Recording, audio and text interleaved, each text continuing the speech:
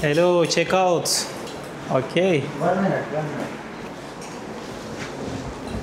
Evet dostlar, yeni videomuza hoş geldiniz. Biz artık ayrılıyoruz. Hindistan macerası burada sonlanıyor. Ha? Hadi sal da gidelim. No train. Flying Sri Lanka. Have a good day. Nice to meet you bro. Thank you. Yeni videomuza hoş geldiniz. Biz artık Hindistan'dan ayrılıyoruz çünkü olaylar sarpa sardı biliyorsunuz. Son zamanlarda bayağı gerilimli geçiyor bu Hindistan-Pakistan olayları. Bundan dolayı Fatma biraz huzursuz oldu.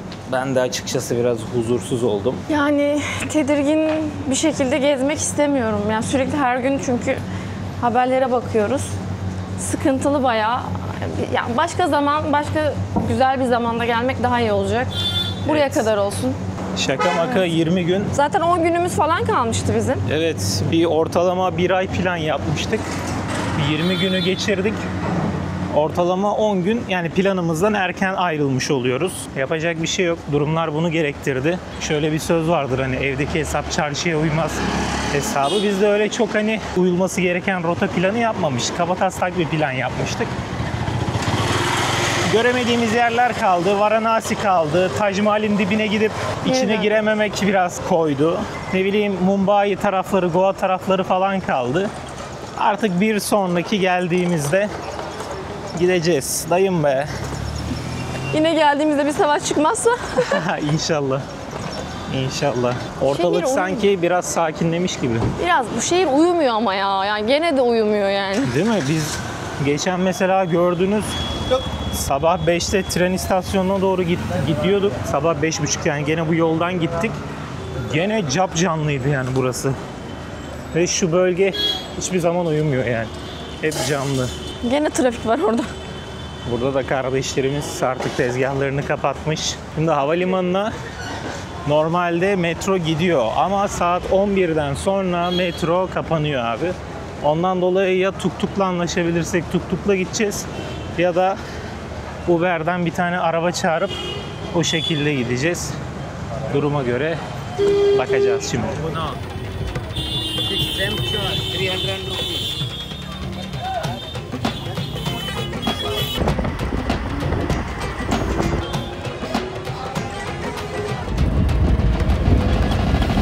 Buranın ilk defa bu kadar sakin olduğunu görüyorum bak. Evet ya. Gerçekten. Biraz havalimanı uzak kaldığı için tuktuklar sanırım gitmez gibi. Acaba havadaki tozu görebiliyor musunuz arkadaşlar? Bulanık her yer. Biz Uber'den arabamızı bir yoklayalım. Bro, we going to airport. How much? 500. 500 diyor. Terminal 3. 400. Okay. Terminal 3. You know Terminal 3? Yolun ortasında bırakma bizi. Okay. Hadi binelim. Hadi götür bakalım bizi. Hindistan'daki son tuk-tuk yolculuğumuzu da yapalım. Belge'ye veda ediyoruz artık. Bir daha ne zaman gelmek kısmet olur. Bakalım. Nasip.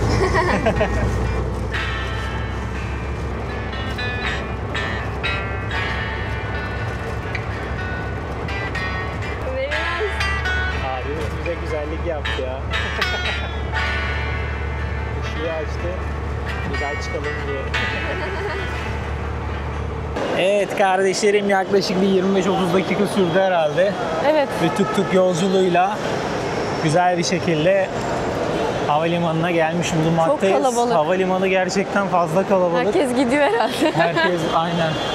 Herkes sanki ülkeden gidiyor gibi duruyor. Ya da başka yerlere gidiyorlar. Yani. Bilmiyorum. Ülke içinden. O da olabilir. Buradan şimdi içeri gireceğiz. Bu giriş yöntemini bir bulalım. Sıra falan da var herhalde. Ona göre evet. bakacağız. Ama acaba ne taraftan? Ufak çaplı bir gerginlik yaşadıktan sonra Çıkamayacağız diye korkuyoruz ya. ya ey Allah'ım mailden şeyi bulamadım ya. Kapıda polis mi artık diyeyim, asker mi diyeyim ismi görmek istiyor. Sıraya bak. Bulamadık bir türlü. Sonradan bulduk. Neyse ki şu an içerideyiz. Check-in yapacağız. Çantanın birini bırakacağız. Ondan sonra arka tarafa doğru geçişimizi yapacağız artık. İnsanlar burada bak yatıyor. J şurada. J'ye gideceğiz. Gel bakalım. J şurası. Saat 5:15'te uçuşumuz var. Saat şu an kaç? 2:15 gibi falan. Yani Aynen. 3 saatimiz var. 3 saat önce gelmiş bulunmaktayız. Ne olur ne olmaz çünkü çok fazla sıra olabilir diye düşündük.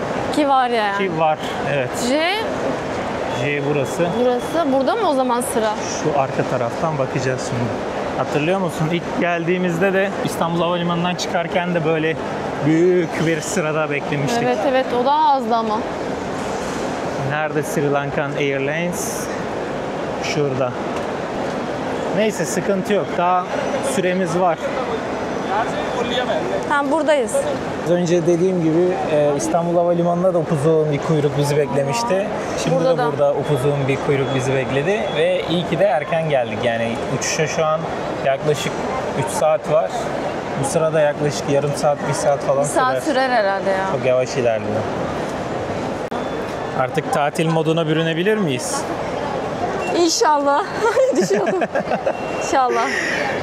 Pis ayakkabıları çıkarttık, Ay, bıraktık. gerçekten. Ben bıraktım yani hostelde bıraktım. Benimki güzel olduğu Evet. için ben yıkayacağım, güzelce koyacağım. Öyle bir şeyden geçtik ki arkadaşlar. En son kamerayı sanırım sıradayken kapattık. Evet. Kaç saattir sırada bekledik. Kaç saat bekledik sıra bize gelene kadar. Eyvah eyvah var ya başım Girerken çatlıyor. böyle sıkıntı yaşamadık Evet, ya. girerken direkt geçtik. Çıkarken niye bu kadar Çıkarken inciğini, cıncığını, her şeyini araştırıyor abi. Her şeyini. Çıkartıyor. Bütün şu gördüğün çantadaki her şeyi çıkarttırıyor. Sandalet var ayağımızda bak. Sandaletleri bile çıkarttırdı. 1,5 saat falan şeyde sırada Sıra bekledik. bekledik. Çok yorulduk yani. Bir de şöyle tedirgin olduk. Şimdi bazı arkadaşlardan ben birkaç şey duydum. Sri Lanka'ya girerken dönüş bileti soruyorlarmış. Biz de şimdi hani ne zaman ne yapacağımız belli olmadığı için dönüş bileti almadık. Onun tedirginliği vardı ve sıradaki herkesin elinde bir sürü evrak vardı. Onlar Hindistan vatandaşıymış. Hindistan vatandaşlarını da çok araştırıyorlar. Acaba savaştan dolayı mı bilmiyoruz ama onlar bayağı evrak kürek işleri vardı yani. Evet evet. Immigration'a geldik. Damgayı vuracak. Artık çıkacağız Hindistan'dan. Bir baktım sırada Türk abilerle denk geldik. Adamlar 10 kere falan gelmiş. Buraya artık gına gelmiş. O derece iş için gelmişler. Gelip gidiyorlarmış yani sürekli. O şekilde yani ya biraz yorucu oldu. Yani Evet, ayaklarım çok ağrıdı. 2-2,5 saat falan 2-2,5 saattir şu işlemlerle uğraşıyor. Gerçekten hani böyle erken gelinmesi gerekiyor ya. Stresli çok. Evet. Bu bölgede Data Fry bölgesi işte. Baksana saat 3.30 olmuş. Evet. Şu da Bizim- geçti. 4.15'te kapı açılacak, 5.15'te de uçak kalkacak. Aynen. Yukarıda abi vizeyi sordu. Biz online vize olarak aldık. Onu da iyi ki almışız, Onu biliyor da iyi musun? ki almışız, aynen soruyor. Dönüşü de sordu. Ben şey dedim hani belli değil dedim. Belki dedim 20 gün kalırız. Belki dedim oradan Tayland'a uçarız. Belki dedim Türkiye'ye geri döneriz. Belli değil dedim yani ne olacak. Bir şey demedi Allah'tan yani. Evet. Bak food diyor. Acıktıysan bir şeyler istiyorsan Bakalım mı? bakalım. Gel. Oy baş ağrısı yaptı ya. Vallahi. Stres yaptın ya, o baş Stres ağrısı insan yaptı. var ya bak hani böyle stres olmayacak kişi bile olsa Oluyor o hareketler, arkadaşlar. o tavırlar, o hızlı hareketler falan yani insanı gerçekten hem tedirgin ediyor hem strese Evet. sokuyor. Bir de yani şimdi durduk yere. ülke sıkıntılı bir durumda ya, o yüzden de daha çok stres oluyoruz Evet. aslında.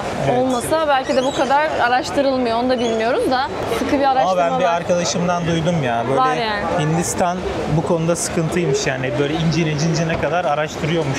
Girerken böyle araştırılmalı. Yo, biz çok rahat girdik ya. Valla bak orada Domino's var. Domino's da var. McDonald's var, KFC var.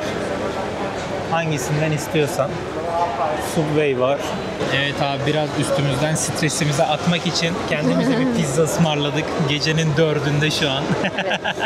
Az önce ne oldu öyle? Oldu. Family ne oldu? Strese girince insan anlayacağı varsa da anlayamıyor söylediklerini. Strese girdim. Bir an pasaportumu yerde unuttum zannettim. Çantamın ön kısmına koymuşum. Elimdeydi çünkü, öyle hatırlıyordum ama Allah'tan öyle bir şey yaşamadım. Erkekler kısmı ayrıymış, kadınlar kısmı Evet, ben ayrıymış. Güneş'in arkasından gitmeye çalışıyorum. Adam diyor ki ya şu tarafa geç. Biz anlayamadık tabii. Yalnız Hindistan'dan böyle bir havalimanı bekler miydin? Baksana. Girişimiz berbattı, çıkışımız iyi. İlerlemenin vakti geldi. Sri Lanka, yeni ülke. Benim 16. ülkem, Fatma'nın 6. ülkesi. İyi gelecek inşallah, öyle umuyorum. Sri Lanka biraz daha böyle huzur aldığımız, işte güneyine inip böyle biraz daha böyle kafa dinlediğimiz bir yer olacak. Öyle düşünüyoruz. Yani öyle istiyoruz. Öyle istiyoruz. Evet. Onun dışında yine tabii Sri Lanka'da video çekeceğiz, çekmeyeceğiz değil. Hint Okyanusu. Oraya düştü ya şeyde, füze Aa, düştü. ne füzesi? Neredeysek oraya bir şeyler oluyor ya. Hani Biz gittiğimiz yere bir şeyler götürüyoruz herhalde. Füze düşme ihtimali vardı Türkiye'de. İşte İstanbul, İzmir. Öyle mi diyorlardı? Ben hiç duymadım. Evet öyleydi ama o da şeye düşmüş, Hint Okyanusu'na düşmüş. Ya tabii Türkiye'ye düşmesin de. Bak burada oksijen veriyor. Abimiz ablamıza yapmışlar. Oksijen bar. Bunlar ozondur ya. Oksijen yazıyor. Allah Allah. Koku yavaş yavaş kaybolmaya başladı. Artık kokmayacak galiba. İnanın şey oluyor, bütün gün geziyoruz, üstümüz gelince siniyor ya. Yani yıkasan da ertesi gün gene aynı kokuyor. Ayakkabılarımız çok berbat Çok oldu. Ben kötü. bıraktım yani yapacak bir şey yok artık. Ama seninki gerçekten çok kötü. Evet. Neyse Hindistan'a bir ayakkabı feda etmiş olduk. Sadece ayakkabı bir sürü şey bıraktık aslında. Aynen çantalarımızı Kıyafet de biraz bıraktık. hafiflettik kıyafet olarak. Bunun üstündeki şu an Hindistan'dan aldığımız Evet, bir India. yöresel kıyafet. Bunun kolu şeyde Zozan'da uzundu. Bana kısa geldi. Galiba benim kollarım uzun. Onu Olabilir. fark ettim. Zozan'da uzun duruyordu. Çok güzel ama bunlar arkadaşlar. Gelince daha fazla şey alın. Ben az aldım. Bu arada biz ülkeden ayrılıyoruz. Zozan burada kaldı. Sıkıntı yaşamaz. Aynen inşallah. Buralarda biraz daha takılacak. Bu arada bizim takipçilerimizden de Zozan'ı takip etmek isteyen olursa aşağı ben linkini bırakacağım kanalının. Onu da takip edebilirsiniz. Çok eğlenceli. Seversiniz. Buradan gidelim. Dostlar şimdi Hindistan'da dikkatimi çeken şeylerden biri de bakın. Drink water yazıyor. Su içme yerleri var böyle. Buraya geliyorsun, ağzını dayıyorsun, su içiyorsun Ama abi. içmeyin. Ama tabii tavsiye etmiyoruz. Buradan mı? İçmeyin.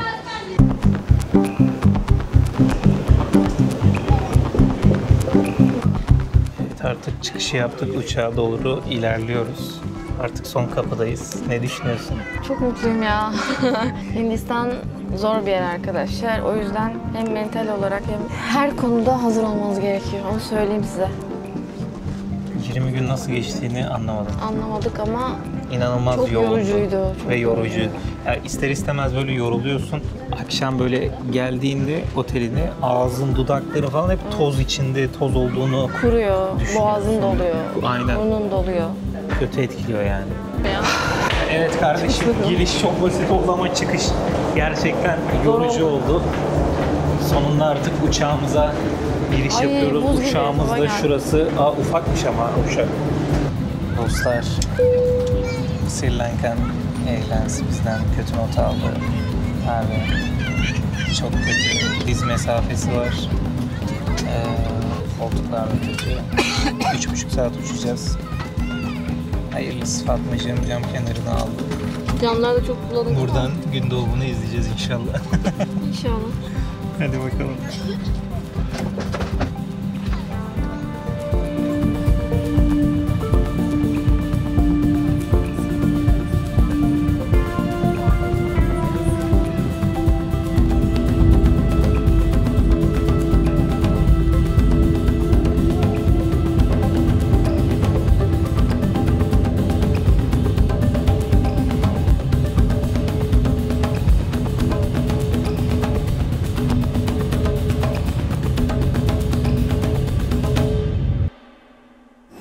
Evet kardeşlerim, an itibariyle 16. ülkem olan Sri Lanka, 6. ülkesi olan Sri Lanka'ya atmış bulunmaktayız. Hayırlı ve uğurlu olsun. İnşallah güzel geçer. Yolculuk nasıl geçti? Uyudum ya, çok rahatsızdı ama uyudum gene de. Beklediğimden de inanılmaz derecede rahatsızdı. Rahatsız, Uçak çok ufak, çok dar. Yani ayak uzatamıyorsun, adam gibi rahat edemiyorsun. Bayağı bir sıkıntıydı. Ama uyuyabildik yani, uyumayı başardık. Uyuduk aynen. Uyuduk. Yaklaşık 3 saat sürdü. Güzel geçti. Dumansız bir havaya geldik ya. Evet. Değil mi? temiz artık havaya geldik. Risksiz. En önemlisi risksiz. Savaştan uzak bir yere geldik. Bakalım Sri Lanka macerası nasıl başlayacak, nasıl geçecek hep birlikte göreceğiz. Normalde bizim online vizemiz olmasaydı şu karşıdan vize ofisten $60 vize alacaktık. Biz internetten aldığımız için $52 aldık.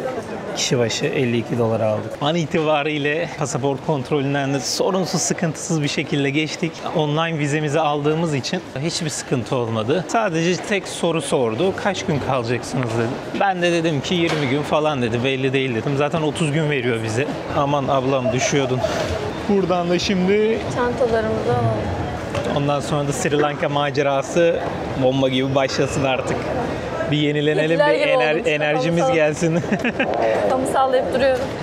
Her gün neydi? 45-50 sigara içmiş gibi oluyormuşsun Delhi'de yaşarsan. O derece kötü ve kalitesiz Belki arabası. içsek daha şey olurdu. İçtiğin kadar zarar zaten, belki de ardından gene daha ekstra bir fazlasını zarar. yaşadık gibi hissediyorum. Bir de burası gerçekten çok fazla ucuz diyorlar. Her şeyi anlatacağız. Şimdi önceliğimiz bir exchange yapmak. Komisyon diyor, no komisyon diyor. Hangisine gidelim? Şuna gidelim. Önce bizdeki bir rupileri Sri Lanka rupisine çevirelim. Ondan sonra da dolar çevirelim. Hello. Hi. We don't accept Indian rupees. Hello sir. We don't accept Indian rupees. You may try next counter. Hangisi? Which? Yeah. Okay. Elimizde kalan Hint parasını çevirelim. Bunları geri verdi. Eski ve şeyleri geri verdi. 8752 verecek. Bunların hepsini ayrıntılı göstereceğim ben size dostlar. Şimdi biz ne yaptık? Yaklaşık $200 yakın bir para çevirdik. O da işte 58-59 bin Sri Lanka rupisi yaptı. Çevirme işlemlerini hallettik. Şimdi sırada ne var? Sırada Hat. SLT Mobile, Hat, Airtel ve Diyalog var. 4 tane şeyimiz var. Yes YouTuber. Thank you. Şuna bakalım mı? Şimdi bu diyor ki $7. Burada sosyal paket yok galiba. Sosyal paket olana bakalım. 20 day, 20 maybe 30 day. 1 hour. You can go with this one, sir. Only $10. You are getting 125 GB. 125 GB'ı $10. Thank you. Abi biz Diyalog'dan almaya karar verdik. Bak. Burada diyor ki turist plan diyor. Sınırsız WhatsApp veriyor, 50 GB da paket veriyor. Yeter ya 50 GB Yeter 30 canım, güne. yok. Aynen $7. 20 GB 15 günde bitiremedik zaten. Evet. Ve her şeyi de yaptık. Bence mantıklı. Sınırsız da WhatsApp vermesi de güzel. Ha bak arkada Welcome to Sri Lanka yazıyormuş. Daha yeni gördüm. Aa ben de. Change ve sim kart işimizi de hallettiğimize göre $14'a 2 tane 50 GB'lık Sınırsız WhatsApp. sınırsız WhatsApp olan bir hat almış bulunmaktayız. Biz onu uygun gördük. Hani bizim bütçemize artı kafamıza göre o uygun oldu. Onu aldık. Sri Lanka'ya giriş yapmış bulunmaktayız arkadaşlar. Bak buradaki nemi hissedebiliyorsun direkt. Vay tabii. Şöyle göstereyim size bak. Burada Pick Me var. Bu Pick Me uygulaması buranın taksi uygulaması dostlar. Bak abi uygulama üzerinden direkt konumumu işaretledim. Direkt okeyledim. 5 dakika sonra kardeşim burada. Tuktukla gideceğiz yine. Evet kardeşlerim. Hello. My YouTube channel. This video. Yes. Kardeşimiz geldi aldı bizi. Tuktukların içeri girmesi yasakmış.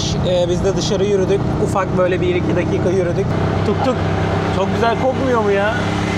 Evet temiz çok temiz ya. Evet, inanılmaz. kokuyor, böyle cam sil gibi bir şeyle Evet. silinmiş de arılmış ki Allah'ım ya. Tertemiz baksana içi. Hindistan'dan sonra abi bize muhteşem cennet geliyor burası ya. Türkiye'nin böyle Muğla'sı, Antalya'sı havası var burada. Değil mi? Sanki O böyle sıcaklık var. tatil Ve yerine ben girer gelmişiz girmez gibi. iyi hissettim ya bilmiyorum.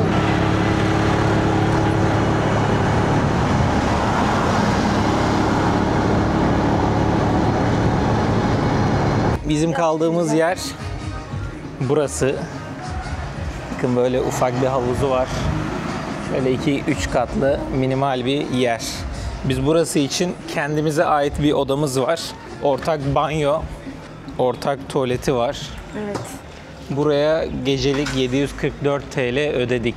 Chickens diye bir ismi var. Gelirseniz bilginiz olsun. Önceliğimiz tabii ki karnımızı doyurmak. Ne yiyeceğiz? Tabii ki de Burger King yemeyeceğiz.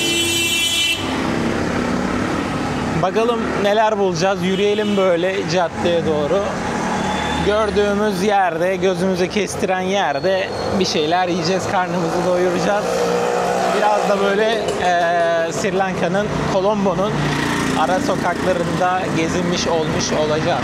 Burası merkeze biraz uzak, tam merkez değil. Colombo'nun tam merkezi burası değil. Onu bir sonraki videoda göstereceğiz size. Şu an bu Buraları video tanıyalım. aynen ülkeye ilk giriş videosu oluyor. Aynen. Hava inanılmaz sıcak değil Sıcak, mi? çok sıcak. Bayağı sıcakmış ya. Uf.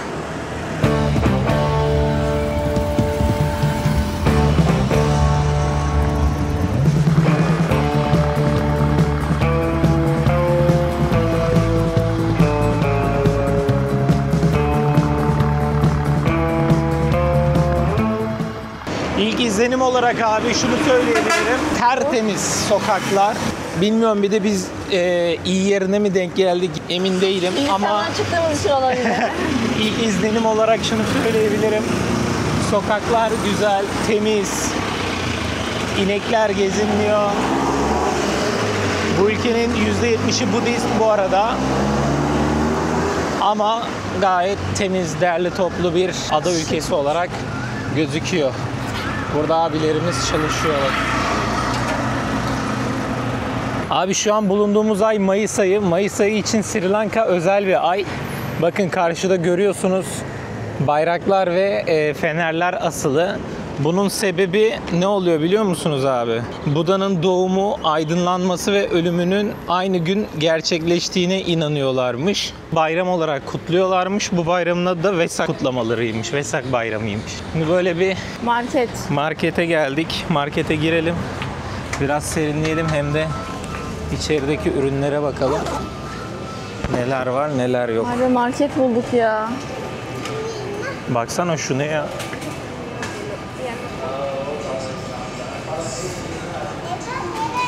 Vay. Salatalık Farklı bir gibi. ürün.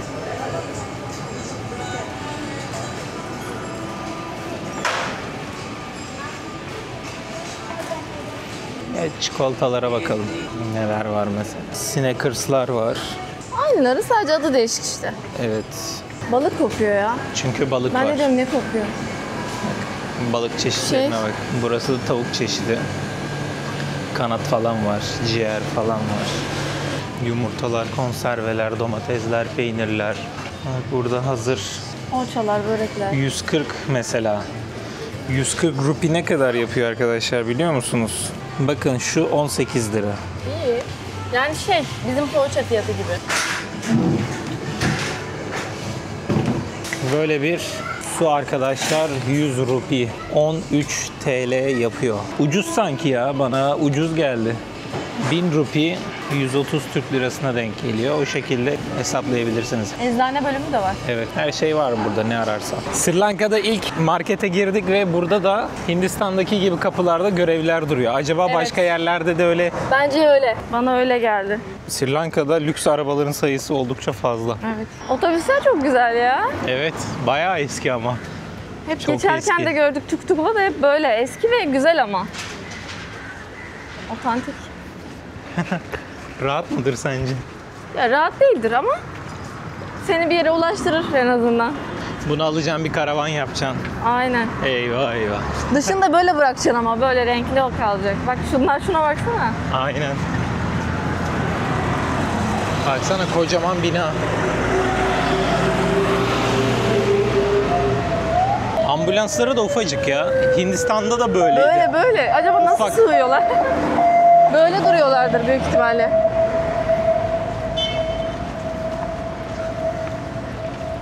Hava burada 40-45 derecelere çıktığında acaba nasıl oluyor? Ha, bilmiyorum Çünkü ama mahveder ne? 30-33'lerde böyleyse biz Hindistan'da 33 derece 35 dereceye indiğinde şükrediyorduk ya. Ay evet ya gerçekten. Biz ilk gittiğimizde 43 derece falandı zaten.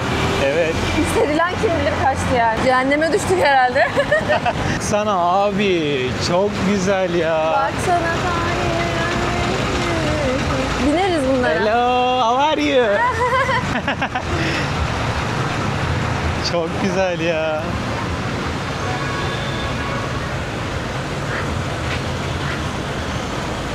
Bak hepsi öyle. Arkadan gelen de öyle. Hepsi Farklı öyle, farklı hepsi. böyle. Ablalarımız bir de burada sıcaktan dolayı şemsiye açmışlar. Ben gene yüzüm leke oluşturmasın diye güneş kremi sürsem de maske kullanıyorum arkadaşlar. Çok sıcak çünkü.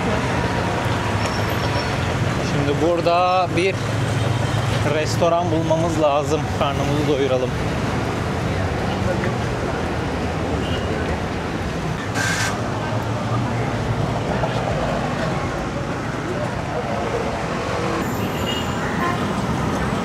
Hello, where can we eat clean food here?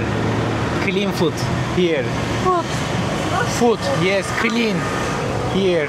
Restaurant. Here.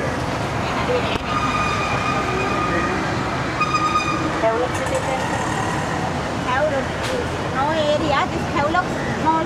Havelock. Havelock Mall. Havelock Mall 200 kilometre. Oo. Bak dediğim fenerler bunlar abi. Millet alışveriş yapıyor kutlama için. Gel bir soralım bakalım. Bro, Havelock City. Gel. How much? Havelock City. How do you do? He? How do you do? Havelock. How are you? Havelock. Havelock City. How much? Otobüse bayıldım. One? 30 rupiye. Allah.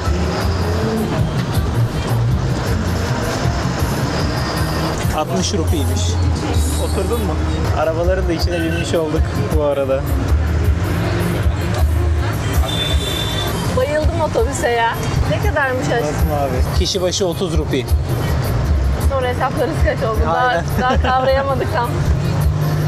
Şu an kafalar allak bullak. Karnımızı doyurmamız lazım önce. Thank you bro. Gel bakalım. Biz dişimize göre bir şey bulamadık abi Evet, yine. ama biz ilk gün ya o yüzden ya. Yine AVM'ye geldik. AVM'ye geldik. AVM'den bir şey bakacağız. Bak kardeşim görüyor musun? Adamların kutsal zamanına denk geldik. AVM'lerinde bile ne kadar güzel şeyler yapmışlar ya. Hepsinde var değil mi bundan? Bütün her yerde bu ışıklandırmalardan mevcut. Biz karnımızı doyurduk. Ne yedik? Burger yemedik ama bu sefer. Bu sefer gittik abi taco yedik. Artı ardından Subway yedik. İlk günün günah olmaz dedik. Yapacak bir şey yok. Ondan dolayı yedik. Sıra geldi şimdi Sri Lanka para birimini size tanıtmaya dostlar. Şimdi elimde birçok para birimi bulunuyor Sri Lanka'ya özgü. Rengarenk abi. Benim renkler inanılmaz hoşuma gitti. Bak şimdi. Bir de bir şey dikkatinizi çekecek mi bakalım paraların üstünde. Bu 20 Sri Lanka rupisi abi. Görüyor musun? Çok güzel Arkası ya. çok paralar. güzel ya. Bu abi 50 Sri Lanka rupisi. Arkası bu şekilde. Bak yine.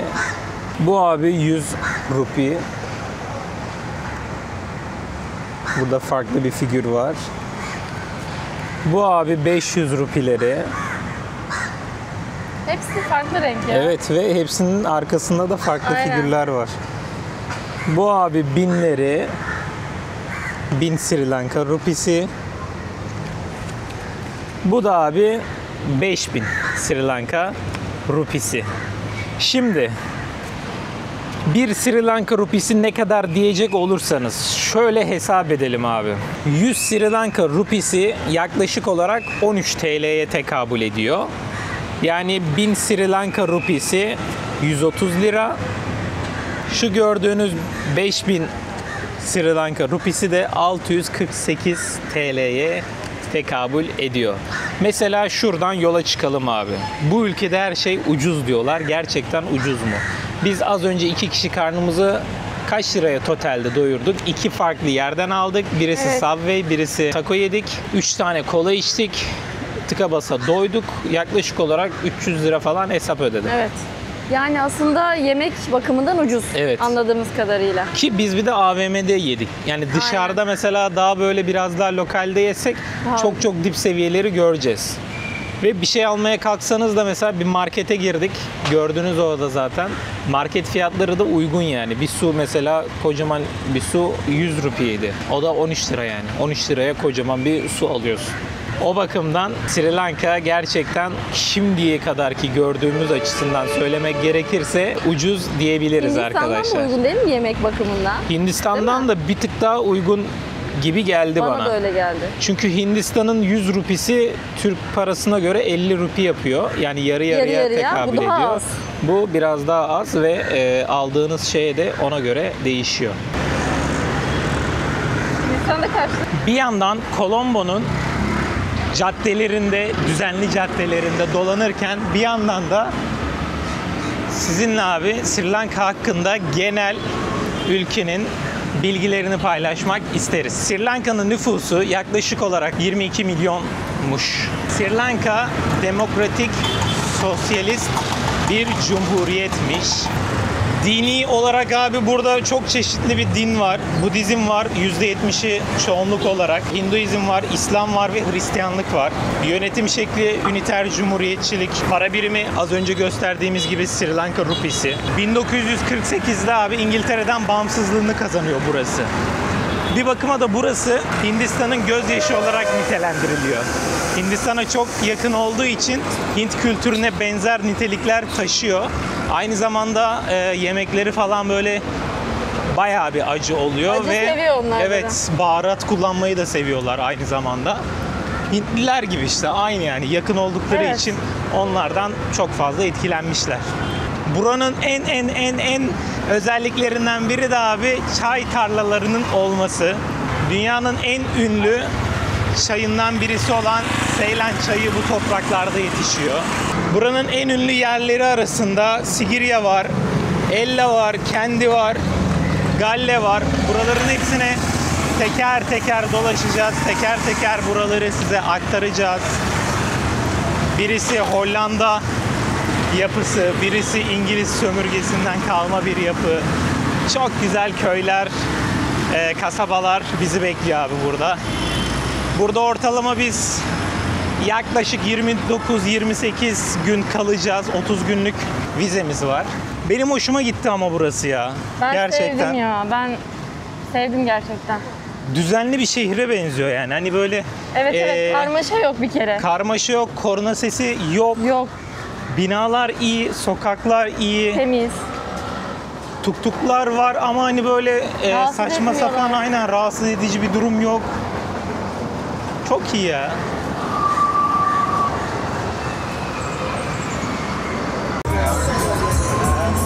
Allah. Abi gene bindik. Çok az gideceğiz ama gene bindik. Tut bakayım. Çok eğlenceli buranın içi ya. How much to person? Ha? 6. 60. 30 yani. Dayı paraları görünce mutlu oldu. Mutlu mu oldu paraları görünce? Evet abi. Çok eğlenceli değil mi içi? Çok eğlenceli ya otobüsün içi. Biz bununla bir gidelim bayağı bir yere akşam falan. Bu videonun sonuna gelmiş bulunmaktayız. Kendinize çok dikkat edin. Abimle kapanışı yapıyoruz. Yes, here. Bu kadarlık serüven. Eyvallah abi. Sağ olasın.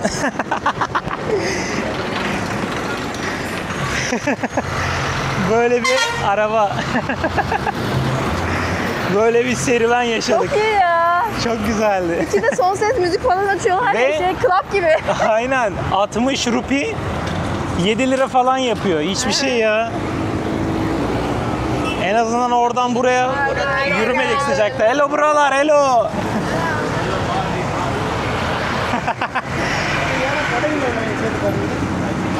videonun sonuna gelmiş bulunmaktayız dostlar. Bir sonraki Sri Lanka macerasında görüşmek üzere. Kendinize çok cici bakın. Biz çok cici bakmaya başladık artık burada. Evet. Videoyu beğenmeyi, yorum atmayı, bizi desteklemeyi, abone değilseniz abone olmayı unutmayın. Umarım beğenmişsinizdir. 1-2 gün sonra ülkeye tam hakim konuma gelmiş olacağız. Görüşmek üzere, bay bay.